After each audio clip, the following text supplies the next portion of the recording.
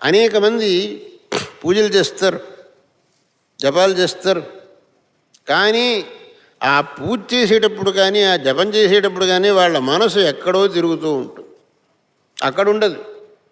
ఈ పూజ జపం అంతా కేవలం ఒక యాంత్రికంగా జరుగుతుంది. యాంత్రికంగా అంటే మెకానికల్గా అంతే. మనస్సు అక్కడ ఉండదు. దానివల్ల ఏం లాభం?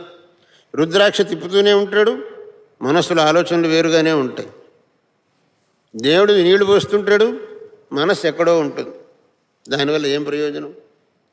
కేవలం యాంత్రికంగా మనం చేసే పూజలు కాకూడదు.